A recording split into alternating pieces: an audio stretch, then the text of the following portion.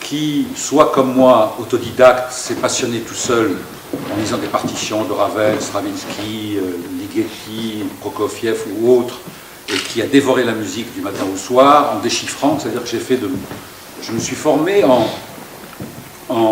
lisant beaucoup la musique, de manière à ce que le solfège, enfin que la lecture soit aussi facile que lire une page d'un roman. Je tournais la page, je déchirais une autre suite, etc. C'est comme ça, en mangeant de la musique, en dévorant de la musique, que j'ai appris. Parce que c'est vraiment, je pense que plus on lit de musique, plus on déchiffre, plus on écoute, plus on déchiffre surtout, plus on écoute, et plus on agrandit son univers intérieur musical. Donc, je ne savais pas ce que c'était que, à part le solfège, je ne savais pas ce que c'était que l'harmonie, le contrepoint, la fugue, ça je ne l'ai su qu'à l'âge de 28 ans, bien beaucoup plus tard. Et je me suis passionné pour beaucoup de musiques très différentes, autant pour Robert Schumann, dont j'adorais le pianisme, dont j'aimais les harmonies, dont j'aimais l'élégance harmonique, pour Chopin, pour Debussy, pour Ravel. J'ai même été malade de Ravel, j'ai eu une véritable ravelite pendant des années, au point de connaître toutes les partitions par cœur, les partitions d'orchestre, d'aller à Montfort-l'Amaury quand j'habitais Paris, où je me recueillais sur son balcon. Enfin bon, bref, j'étais malade de Ravel et ça m'a complètement coupé les ailes, parce que Ravel est un classique qui a fermé les portes de l'harmonie, alors que pour moi, Debussy les a ouvertes. Les a plutôt, oui c'est ça, été dans une recherche d'un absolu qui jusqu'à maintenant encore nous ouvre des portes. Bon, tout ça pour dire que ma culture est faite de ce que je viens de dire, c'est-à-dire Schumann, Mozart, Bach, Ravel, etc. Et elle est aussi faite de musique populaire et de jazz. Je me souviens à l'âge de 14 ans, Sgt. Pepper Lonely Hearts Club Band des Beatles venait de sortir. J'écoutais, à l'époque, on n'avait pas de CD, on avait le vinyle avec l'aiguille, donc j'écoutais, et j'avais du papier musique, et je relevais tout ce que j'entendais, la basse, la batterie, les guitares, les voix, le quintet à cordes quand il y en avait, comme dans Eleanor Rigby, etc. Et mon oreille s'est formée un peu à toutes ces musiques-là, Hallyday, Vartan, Jonas, Hardy, Julien Clerc, enfin tout le monde. Et au bout de 7 années consacrées donc aux orchestrations, je n'ai pas acheté d'appartement. Par contre, tout l'argent que je gagnais, j'achetais des partitions. J'achetais des partitions de tout ce qu'on peut imaginer comme musique. Essentiellement, j'ai acheté toutes les cantates de Bach, qui ont été ma nourriture pendant plein d'années après. Et je me suis dit, mais j'arrive à une impasse. J'ai toujours rêvé d'être là où vous êtes aujourd'hui. J'ai toujours rêvé d'être dans un conservatoire et qu'on m'enseigne des règles de l'écriture. Je peux dire Dieu merci, je ne l'ai pas fait, parce que ce chemin d'école buissonnière m'a beaucoup plus apporté probablement que d'avoir été certainement bridé. En tous les cas, avec la nature que j'ai, je pense que j'aurais été bridé.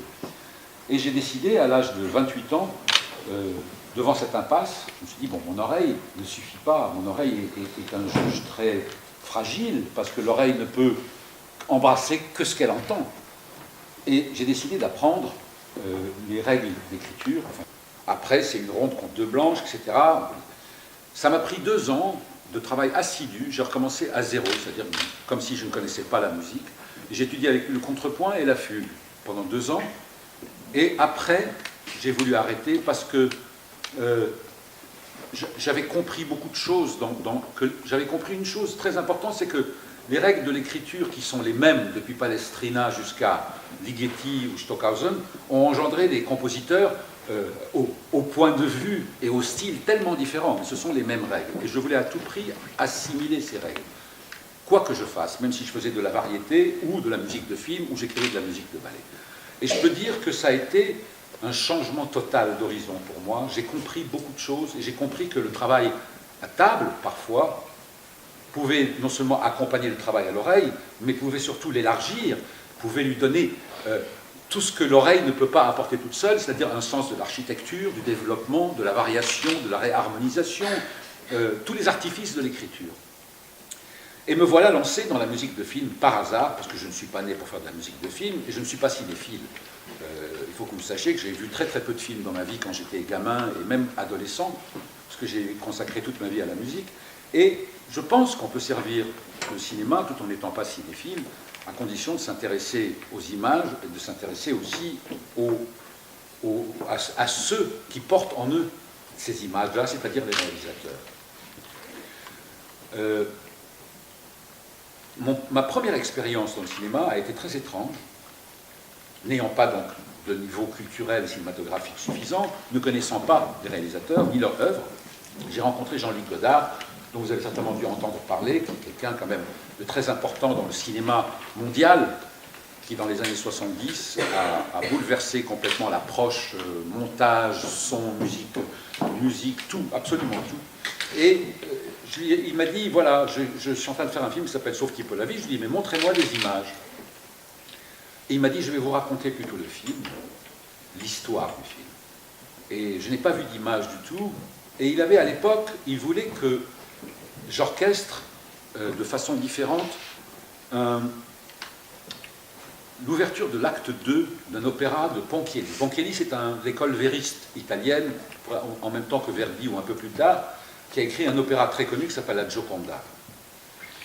Et il m'a dit, je voudrais que vous orchestriez ça en 45 secondes, 30 secondes, etc. Et finalement, j'ai acheté cette musique donc pour la travailler. Il y avait un thème qui ouvrait donc l'ouverture, qui était l'ouverture de l'acte 2, c'était ça.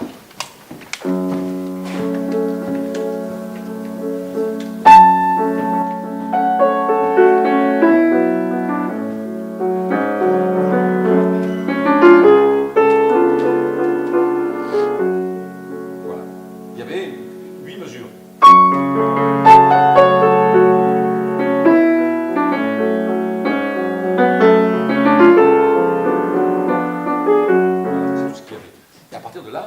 Il fallait non seulement orchestrer ça de plusieurs manières, mais il fallait tirer de ce petit thème, de ces 8 mesures, toute la substance de la musique du film.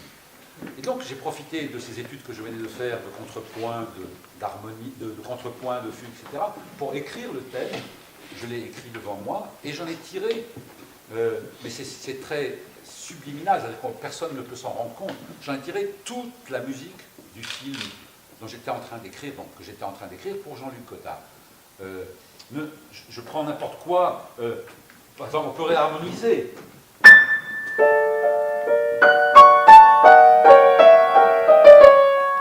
On peut réharmoniser complètement, on peut varier ça. C'est bien une pédale. En prenant ça. Et alors, tous ces artifices-là j'étais encore en débutant, en contrepoint et en fugue, mais tous ces artifices m'ont montré que, finalement, le thème, c'est peu de choses, mais d'un thème, on peut extraire le sucre, la moelle, en y travaillant, en essayant de le déborder, de l'ornementer, d'aller ailleurs, mais tout en préservant toujours la structure du thème. Première expérience, donc pas d'image. Deuxième expérience, ça a été avec Jean-Jacques Benex pour un film qui s'appelle La Lune dans le caniveau, puis un film qui s'appelle 37-2 le matin. Et là, je me suis dit, écoute, puisque je ne suis pas vraiment un homme d'image, et d'abord pourquoi je ne suis pas un homme d'image? Parce que je trouve que les images, un compositeur devrait les regarder quand il a déjà fait un travail sur lui-même, sur ses images intérieures. C'est-à-dire ne pas venir sur un film, regarder les images et dire je vais faire telle et telle musique. Je trouve ça complètement, pour moi en tous les cas, cynique, parce que les images sont déjà incarnées, il n'y a plus rien à faire.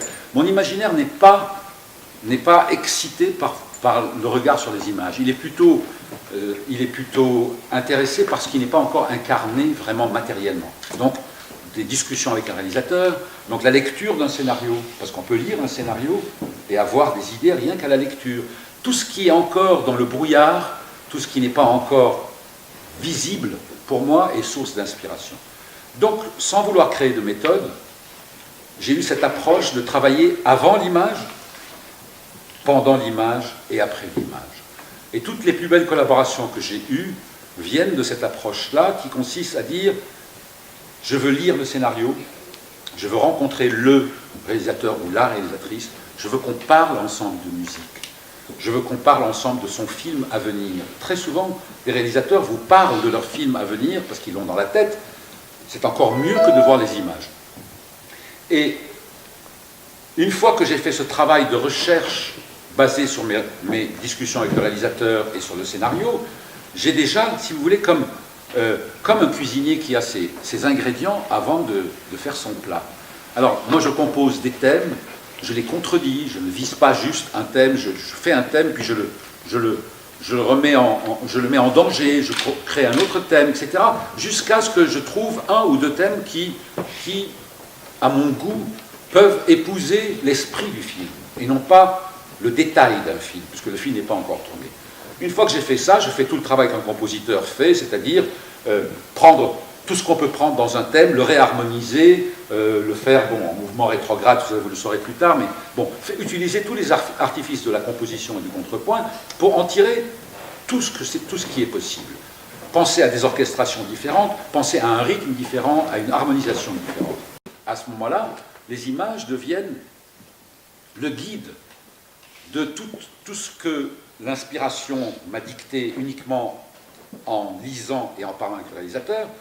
D'une certaine manière, c'est elle qui canalise cette inspiration, parce que là, il faut travailler sur l'image, et il faut vraiment que j'épouse chaque mouvement de l'image, du dialogue, du ballet de la caméra, des intentions, des couleurs même qui sont là.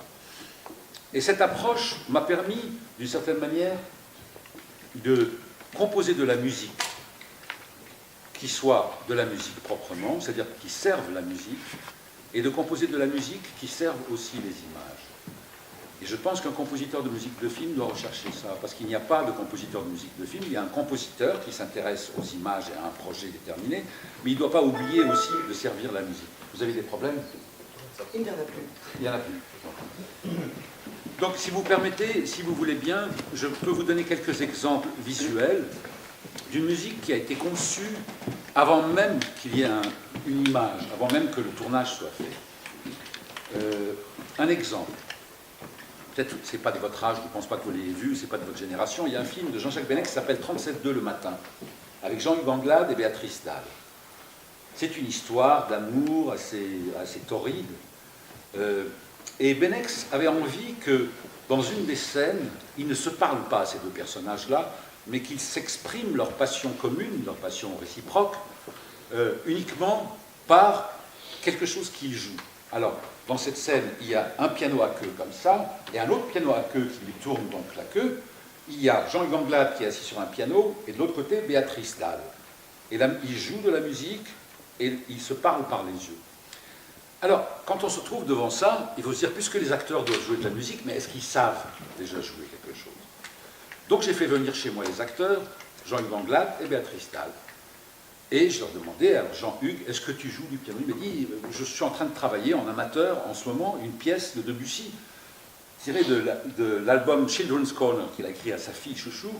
Et la première pièce s'appelle Docteur Gradus ad Parnassus. Elle fait ça. Donc il savait jouer ça, Jean-Hugues. Je vais jouer lentement.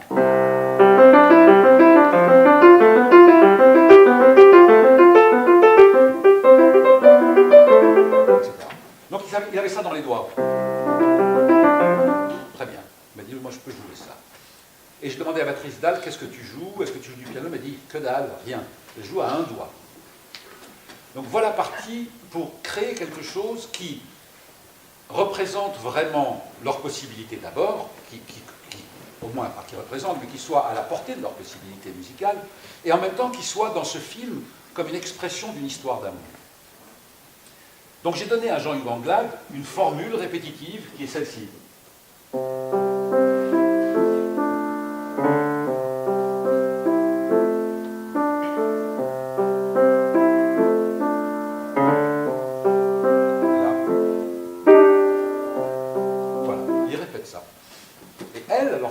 Qu'à un doigt, j'étais coincé à un doigt, enfin elle pouvait peut-être descendre une tierce, mais jouer un doigt. Donc je lui ai écrit pour elle une gamme ascendante qui fait ça.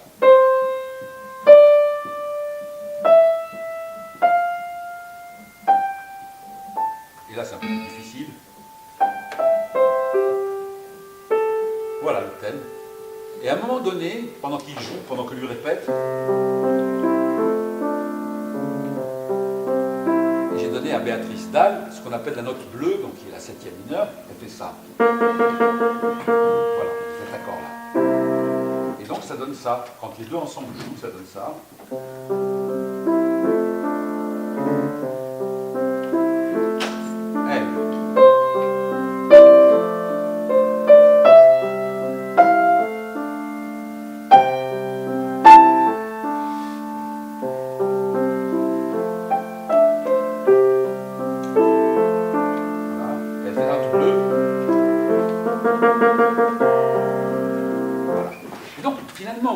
Tout ce que j'ai construit, tout ce que j'ai fait, c'est à partir des possibilités de ces acteurs, et en même temps, ayant toujours en vue ce que je n'avais pas encore vu en image, tout ce qui m'a été décrit par Jean-Jacques Benex, cette scène où on a deux pianos qui s'imbriquent comme ça, et deux paires d'yeux qui se regardent. Alors je vous propose de regarder cette scène pour voir le pouvoir d'abord de la musique, et pour voir comme c'est intéressant quand musique et image s'épousent vraiment et se marient vraiment. Je vous montre cette scène.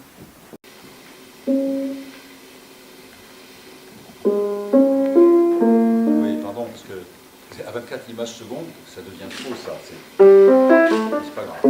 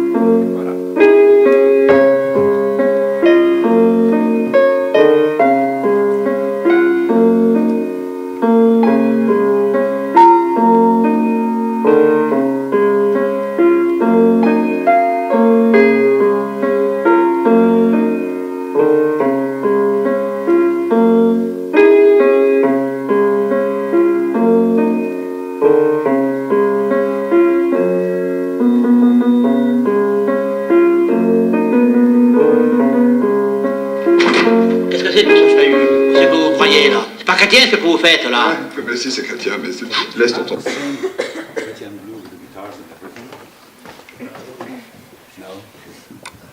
Oui. Enfin, je ne sais pas si vous avez remarqué quand même comme le langage des yeux est important et comme il est porté par la musique, c'est-à-dire que ces deux êtres qui se connaissent à peine sont pris d'intérêt l'un pour l'autre, de passion, d'amour, uniquement en jouant cette pièce ensemble, et aussi par le ballet, par les mouvements chorégraphiques de la caméra l'un vers l'autre. Ça, c'est un exemple d'une musique, bon, musicalement, c'est pas transcendant, c'est une répétition tout le temps pareille, mais elle a apporté quelque chose à cette scène qui est indicible, c'est-à-dire que la musique apporte aux images quelque chose que ni les images, ni les dialogues ne peuvent dire, ne peuvent exprimer. La musique exprime ce qui est indicible. Et c'est le cas dans cette scène et dans plusieurs scènes. Je peux vous montrer encore une autre scène en vous racontant la genèse. Ça se passe au Vietnam. C'est une jeune fille qui tombe amoureuse d'un Chinois, très beau Chinois, qui est beaucoup plus âgé qu'elle, mais on sait d'avance que cette histoire est vouée à l'échec de toute façon, mais ils essayent de la vivre. Et Jean-Jacques Hano devait partir donc tourner son film au Vietnam, en Indochine à l'époque. On appelait ça l'Indochine parce que le film se passe dans les années 30, 1930. Et je lui ai dit, mais avant que tu partes, j'aimerais bien réfléchir au thème, puisqu'il allait s'absenter 6 mois. Et je lui ai dit, qu'est-ce que tu attends de la musique pour ce film? Qu'est-ce que tu voudrais que la musique dise? Est-ce que tu as une idée? Et il m'a dit, c'est marrant comment les réalisateurs parlent parfois, il m'a dit, c'est une histoire très simple, entre une jeune fille et ce beau Chinois, simple et fragile, un peu comme, me dit-il, comme un arpège en musique. Vous savez ce que c'est qu'un arpège, n'est-ce pas? Vous savez tous. Hein? Bon. Alors je vais vous jouer un arpège. Alors il me dit, voilà, je n'avais pas encore vu des images, et lui partait tourner, il m'a dit comme un arpège. Voilà, ça c'est un arpège. Très très bien. Et puis il est parti, puis c'est resté dans ma tête. J'ai essayé plein de fois, en le prenant au mot, j'ai dit pourquoi pas le prendre au mot, un arpège. Puis je me suis souvenu que le film était situé au Vietnam. Bon, il y a des gammes spéciales, pentatoniques, etc., dans tous les pays d'Extrême-Orient. À Bali, c'est ça. À Bali, en Chine, c'est autre chose. Il y en a plusieurs. Vietnam, moi, j'ai pensé à la gamme celle-ci. On appelle penta. Alors, mon arpège, le voilà, qui est celui-là, devient... Voilà. Tiens, c'est pas mal ça comme point de départ d'une mélodie. Et alors, j'ai beaucoup travaillé, ça ne vient pas comme ça, c'est pas l'inspiration qui vous tombe comme une douche sur la tête, il faut beaucoup de travail, il faut chercher pour trouver la simplicité, à moins de s'appeler Mozart, mais c'est très difficile de trouver quelque chose de simple. Et donc, après avoir beaucoup cherché, je suis arrivé à l'expression de ce thème-là que je vais vous faire entendre, qui est au départ une gamme, un arpège.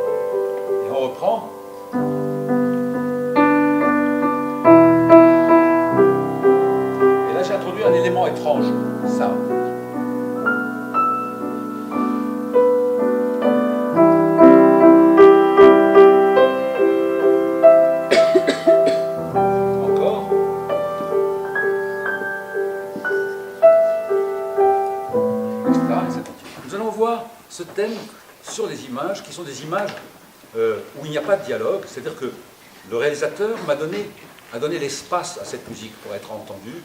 On voit les deux personnages, on entend le bruit de la voiture, mais il n'y a pas de dialogue, il n'y a que la musique et leurs doigts qui expriment tout ce qui se passe. On va regarder.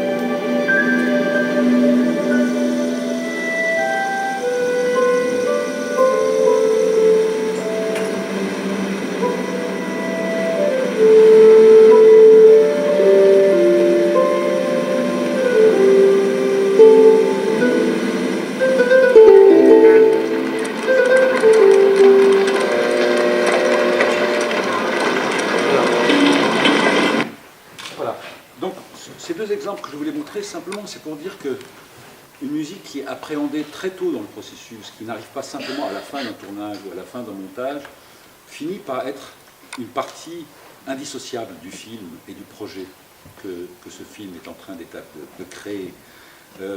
Alors, je ne sais pas quels sont vos intérêts pour le moment, je ne sais pas ce que vous avez envie de faire plus tard, mais je pourrais dire que quoi que vous fassiez, il n'y a pas de compositeur de musique de film, il n'y a pas de compositeur de musique de publicité, il y a un compositeur ou une compositrice qui, avec toutes ses connaissances, toute sa science, tout ce qu'elle a appris, ou tout ce qu'il a appris, s'intéresse à exprimer sa musique par rapport soit à des corps qui dansent, comme dans le ballet, soit par rapport à des images qui défilent, soit par rapport à des émotions. Mais jamais, jamais il s'agit simplement d'une sorte de jeu. Ça, il faut une conscience, mais presque une intégrité quoi, pour écrire des musiques, que ce soit pour le cinéma, ou pour le ballet, ou pour la télévision, ou même pour la chanson. Parce que la chanson peut aussi progresser si des compositeurs s'y mettaient un peu plus souvent et essayer d'élever un peu le niveau. J'aimerais, si vous avez des questions, j'aimerais maintenant les entendre, parce que je ne vais pas vous montrer tout ce que j'ai fait, c'est pas pour ça que je suis ici. Je voudrais savoir simplement en quoi, moi, je peux vous éclairer sur ce que je fais, en quoi je peux vous être utile, c'est pour ça que je suis là. Sinon, il n'y a pas de masterclass, c'est une rencontre aujourd'hui, et il n'y a jamais de masterclass. C'est une rencontre entre vous et moi, et j'aimerais que vous me disiez tout ce qui vous tracasse, tout ce qui vous trouble, si vous avez des questions, si vous avez des choses à me demander, c'est ça qui m'intéresse. Alors je suis à votre écoute. Oui. Oui. Est-ce que vous avez fait des... Ah, il faut que tu parles plus fort. Est-ce que vous avez fait des musiques de films récents? Oui, oui. Oui, parce que ça c'est un peu vieux, tu as raison. Oui. Non, je ne parle pas de musique classique, une chanson. Oui, j'ai plusieurs. Eh bien, va sur Internet, télécharge la partition et regarde si ça t'intéresse de déchiffrer. Parce qu'on vient au déchiffrage finalement par curiosité et par amour pour quelque chose. Bon, moi, il se fait que j'aimais celui-là, j'aimais autant Marvin Gaye que Beatles, Stevie Wonder, tout. J'ai travaillé mon oreille pour pouvoir relever. J'ai relevé beaucoup. Bon, toi, tu n'en es peut-être pas à ce stade-là, mais si quelque chose que tu adores, eh bien, va le voir, parce que tes oreilles l'aiment, va le voir écrit. Déjà, de faire le rapport entre ce que ton oreille aime et comment on le voit par écrit, tu vas finir par trouver l'écrit quand même très intéressant, puisque tes oreilles sont déjà captées par cette chose-là. Peut-être faire des choses comme ça, oublions le côté de la discipline elle-même, c'est comme avoir son propre cinéma. Pouvoir lire une partition, c'est ouvrir tout. Alors, ne t'attache pas peut-être au solfège d'école, classique, etc. Mais va voir une chanson que tu aimes, télécharge la partition et lis-la. Et fais encore ça avec une autre chanson que tu aimes. Et tu verras comment le solfège deviendra pour toi aura beaucoup d'intérêt.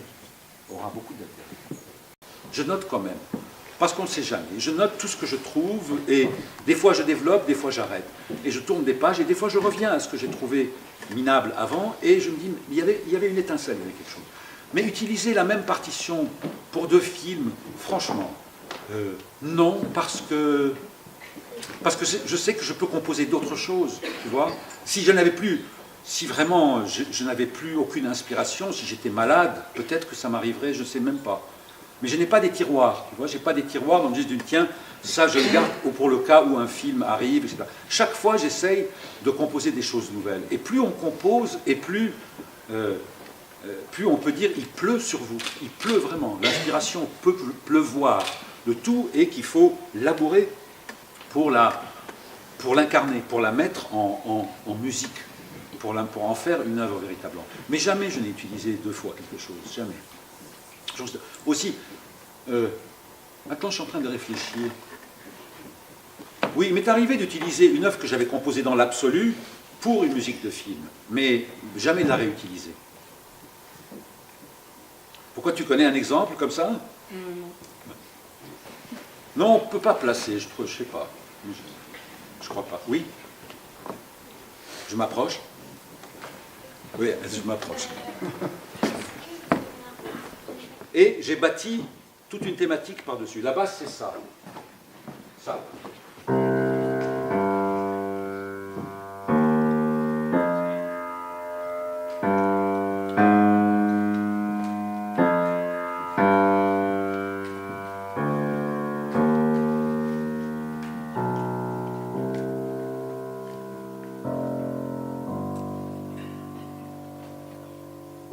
Voilà. J'ai pris ça. J'ai fait comme Bach, sans toute proportion gardée, et j'ai écrit une musique de film basée sur cette basse, mais je cite à la fin, c'est marqué, musique de Gabriel Yared, sur une basse de Jean-Sébastien Bach et de André Raison. Parce que la basse... Tu sais, c'est pas important ce qu'on prend, finalement, c'est pas important. Tous les compositeurs ont emprunté les uns aux autres, tous. C'est une manière de rendre hommage. Et tous les compositeurs sont des voleurs, tous. Tous. S'ils ne volent pas, ils ne s'épanouissent pas. Il n'y aurait pas eu peut-être Mozart comme on le connaît s'il n'y avait pas eu le petit Milanais de Jean-Sébastien Bach, Jean Chrétien. Il n'y aurait peut-être pas eu Haydn s'il n'y avait pas Carl-Philippe Emmanuel Bach. Ils sont tous se sont formés en copiant Bach. Passait des nuits, d'ailleurs, il a eu ses problèmes aux yeux quand il était jeune, parce que son frère enfermait les partitions dans une armoire à clé, et Bach se réveillait la nuit avec une bougie, et il copiait les partitions de Vivaldi, de Pachelbel, de Buxtehude, pour apprendre. Alors on copie, et forcément en copiant, il arrive qu'il y ait des citations qui se retrouvent dans votre musique. Mais ça n'empêche que c'est un moyen d'évoluer. C'est aussi un moyen d'évoluer. Donc on vole tous, on cite tous, consciemment ou inconsciemment. Par exemple, il y a un film qui s'appelle Manville, un film de Christian de Challonge, tiré d'un roman. Un jour, la guerre atomique est tombée en France et en Europe.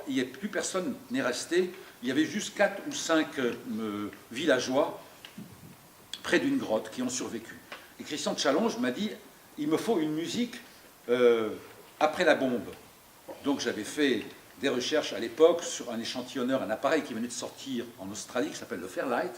Et j'avais moi-même fait tous les échantillons avec des gouttes d'eau, en soufflant le vent avec ma bouche, en prenant des extraits de musique d'okora, d'instruments balinais, javanais, orientaux, etc. Et j'avais constitué une sorte d'instrumentarium pour lequel j'avais écrit un prélude pour piano qui était chanté par les oiseaux, par la pluie et par toutes ces choses-là. C'est un travail mais épuisant et passionnant que j'ai fait. Je ne l'ai pas fait pour rien, de toute façon. La musique n'est pas dans le film. Il m'a dit non, je ne peux pas, non, c'est trop compliqué. Je me souviens, c'était ça la musique. Eh bien, c'était des gouttes d'eau, des oiseaux, du vent, à la place de ça.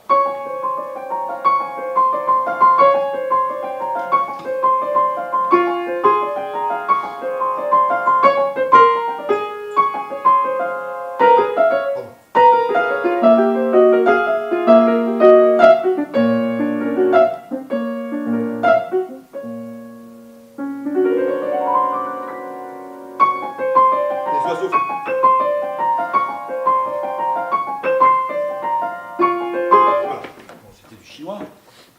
Pour lui, et quand j'ai réalisé ça, c'était réalisé avec des métallophones, des marimbas, des sons d'oiseaux que j'avais choisis, tout ça, et bon, c'était à jeter. Mais pour moi, c'était très important d'avoir fait ça parce que j'ai évolué grâce à ça. Il y a des réalisateurs qui sont complètement bouchés à la musique aussi. Alors là, bon. Mais comme je passe beaucoup de temps avec un réalisateur, si je sens qu'il n'y a pas vraiment d'entente possible entre nous, je m'en vais. D'accord. Oui, je n'insiste pas. C'est important parce qu'après, on est dans une atmosphère malsaine. Je ne peux pas faire ça. Je savais pas. Tout ça, c'est des surprises pour moi. Et ben voilà, c'est une surprise. Très bien.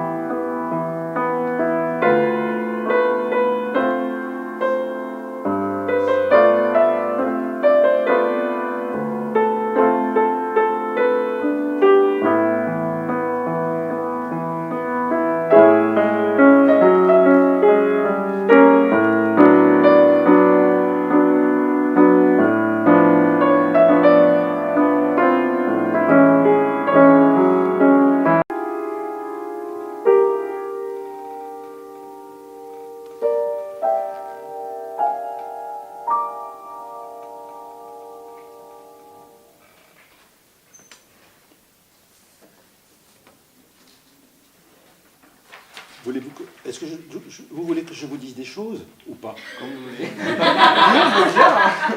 Non, c'est délicat. Alors, écoutez, c'est très bien. Je pense simplement qu'il y a trop de pédales.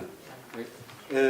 Et que tous les mouvements intermédiaires du premier piano, sol dièse, fa dièse, tout ça, ça doit être encore plus léger pour que la main droite passe mieux.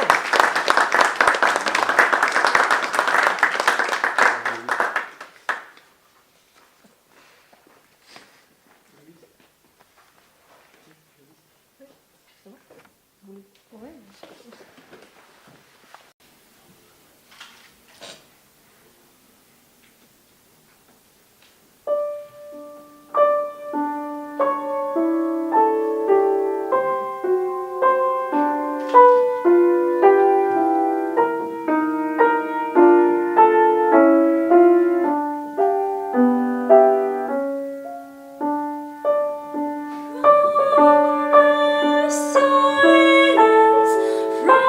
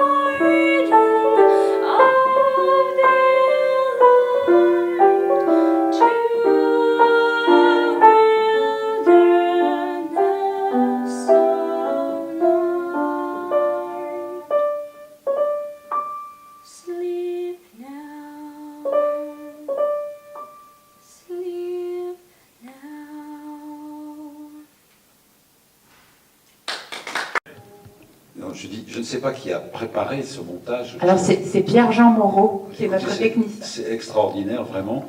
Et pour une fois, j'ai pu supporter d'entendre ma musique, parce qu'en général, je ne l'écoute jamais. Elle est tellement bien montée, tellement bien préparée, enfin les images sont tellement bien choisies. Merci vraiment, vraiment de ce montage. Merci de m'avoir invité, je suis très heureux d'être ici. C'est la première fois que je suis à Valenciennes. Je n'ai pas encore vu grand-chose, j'ai juste vu une très belle cathédrale en sortant de l'hôtel.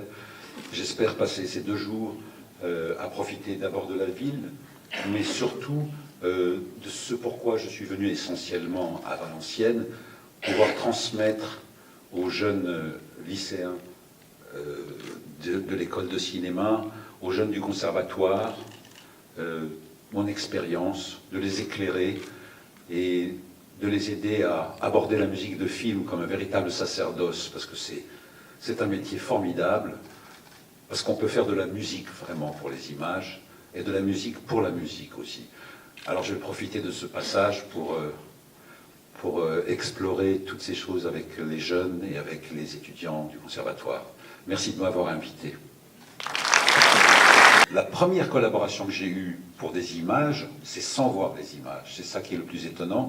C'est-à-dire, quand j'ai demandé à Jean-Luc Godard de me montrer les images, il m'a dit « ce n'est pas nécessaire, je vais vous raconter le film ». Et je me suis mis au travail de cette manière-là. Et c'est devenu, non pas une habitude, parce que je n'aime pas les habitudes, je n'aime pas les méthodes, c'est devenu une approche. Je veux être investi dans un film avant que les images soient tournées. Je veux suivre un projet d'un bout à l'autre. Et ne pas arriver simplement, comme on arrive souvent dans la musique de film, 3 mois avant le mixage, et on donne certaines recettes de formules, musique et images. Je pense qu'un compositeur doit passer du temps, parce qu'un réalisateur, il y en a beaucoup ici, passe des années parfois à préparer un film, à écrire ou à faire écrire leur film, à faire des repérages, à trouver leurs acteurs, à trouver les moyens financiers, à tourner, à monter. Tout ça peut durer 2 ans, 3 ans. Je trouve cynique qu'un compositeur vienne à la fin pour vraiment éclairer un film, pour qu'il y ait une véritable osmose dans l'image, entre l'image et la musique. C'est un véritable investissement qu'il faut de notre part. C'est ce que j'essaye de faire autant que possible. Oui, vous dites dans une... Je dis toujours, c'est mon frère d'âme. C'est une des plus belles rencontres de ma vie, parce qu'on était fait pour s'entendre, je crois. Lui est musicien, il est très mélomane aussi, il aime Bach comme moi j'aime Bach, il aime Marvin Gaye comme j'aime Marvin Gaye, il aime le jazz comme j'aime le jazz. Et le fait même de connaître la musique nous a permis en tous les cas d'échanger. Parce qu'il y a très souvent ce problème, un réalisateur qui connaît très bien son métier, qui sait diriger des acteurs, qui sait diriger un cadreur, un chef opérateur, un décorateur, etc., quand on en vient à la musique, est un peu démuni. Donc, chez Minghella, j'ai trouvé la connaissance de tous ces éléments-là, plus aussi la connaissance de la musique, mais pas une connaissance comment dire, vantarde, c'est-à-dire qu'il m'imposait absolument rien, mais je savais que quand je lui faisais des maquettes, ou je lui parlais d'un thème ou d'une idée que j'avais, il y avait une oreille qui m'entendait. Et c'est comme ça qu'on a pu réussir une véritable harmonie dans les films qu'on a fait ensemble. Il laisse de la place pour la musique. Souvent, on parle d'une musique de film. Je pense que les réalisateurs ne laissent pas assez de place pour la musique. On veut que la musique soit un personnage, mais on ne lui laisse pas de l'espace. Et on se souvient tous des grandes musiques de Nino Rota avec Fellini, parce qu'il y a un espace pour la musique, de Morricone et Leone, parce qu'il y a un espace, de Herman et Hitchcock, parce qu'il y a aussi de la place pour la musique. Donc, avec Anthony, j'ai trouvé un peu cette communauté, cette communauté d'âme. On travaillait vraiment la main dans la main, on travaillait avant l'image, pendant le tournage, après le tournage, jusqu'au bout. On essayait de faire œuvre ensemble.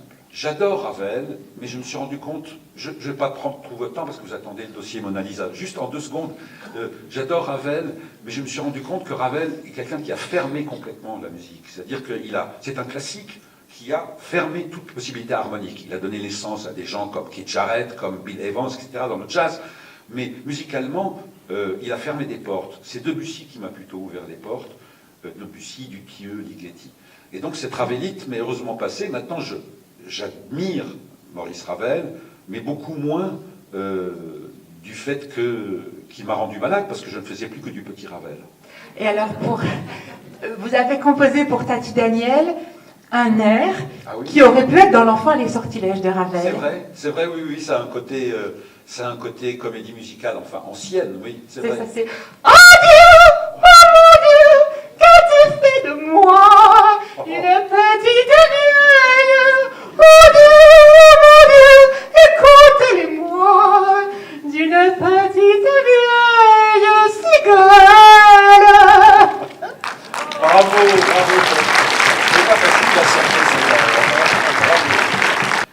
grâce à Jacques Dutronc que j'ai pu tourner, parce que quand j'ai vu qu'il y avait tellement de gens qui étaient là, enfin les techniciens du cinéma, je ne m'attendais pas à ce qu'il y ait autant de monde pendant que je tourne. Et donc j'ai refusé, j'ai dit je peux pas me dévoiler comme ça. Et Dutronc m'a emmené dans un bar. Ah oui, tu avais bu pas mal de whisky, je crois. Non, hein. aguardiente, Ah oui. dans le désert de Séville, et il m'a dit bois. Et j'ai bu, c'était très tôt le matin, puis un deuxième, et il m'a dit comment ça va, je lui ai dit ça tourne. Il m'a dit alors allons-y. Ça tourne. Voilà. Grand souvenir. On a fait un petit peu aussi de musique ensemble, Ah et oui. c'est toi qui m'as Ah donné oui. envie de faire tout ça. Et tout à l'heure, Armel, tu racontais l'histoire de lire des partitions. Et je me souviens quand tu me disais, mais je pars en vacances, et je dis, mais tu prends quoi pour lire? Voilà, je prends.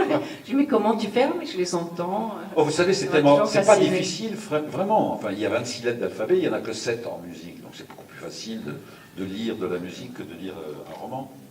Si on s'y met. Pour toi. Très bien. Eh bien, merci beaucoup. Et bien bravo pour cet hommage. La dernière fois j'ai vu c'était à la Philharmonie, il n'y a pas très longtemps. Tu as Oui. fait un magnifique concert aussi d'hommage où Catherine Ringer aussi, entre autres, était revenue chanter. Oui, et Naïm aussi, oui. Mais Bon, c'est écoutez, très j'espère bon en tous les sujet. cas, moi, avoir l'occasion de revenir à Valenciennes comme visiteur, ou bien pour revoir simplement le conservatoire, ou pour assister à un festival de Valenciennes d'un bout à l'autre. Écoutez, je pense que je suis venu parce que, bon, j'ai été tellement gentiment invité à ce festival. Ce que je viens de vivre là tout à l'heure m'a beaucoup ému parce que je n'écoute jamais mes musiques et d'entendre comme ça l'abondance de choses que j'ai faites et que je refuse de réécouter pour essayer toujours d'aller de l'avant m'a beaucoup touché. La manière d'être présenté aussi, que Armel connaisse vraiment presque toutes les étapes de ma vie, de mes tourments de compositeur et que j'en vois le résultat comme ça, c'était éblouissant pour moi. J'en étais très très très touché, très ému. Mais je suis venu aussi pour autre chose. Je suis venu surtout pour rencontrer, comme je vais le faire demain, les jeunes lycéens qui sont dans des écoles de cinéma, qui s'intéressent en tous les cas au cinéma, pour rencontrer les jeunes du conservatoire de Valenciennes et d'autres qui vont venir aussi de Lille samedi. C'est à eux que je voudrais dire combien ce métier de compositeur, je ne dis pas compositeur de film, de musique de film, parce que ça ne veut rien dire. On n'est pas compositeur de musique de film, on est compositeur d'abord, et on travaille pour un projet bien déterminé, sur des images, sur une histoire, avec un réalisateur, avec un compagnon, avec quelqu'un qui devient votre compagnon de chemin. Vous devenez le compagnon de chemin, en tous les cas, de ce réalisateur ou de cette réalisatrice. Et c'est à eux que je voudrais surtout dire que le cinéma a besoin de musique, que sans musique, les images malheureusement ne développent aucune musicalité, alors qu'une musique elle-même développe des images. Il suffit de fermer les yeux et d'écouter une œuvre de Ravel ou de Debussy et on voit des images défiler. Eh bien, cet art qui est complet en lui-même, quand il s'associe au cinéma, doit continuer à rester complet. C'est-à-dire qu'une musique doit exister en tant que musique, elle doit servir un film, les images du film, le propos du film, chaque détail d'un film, mais aussi servir la musique et sublimer les images. C'est pour ça que je suis venu et je leur donnerai quelques exemples, non pas de mes œuvres, mais simplement comment j'ai pu réussir parfois, en y portant beaucoup de temps et de conscience, à apporter à un film quelque chose d'autre simplement qu'une musique de film.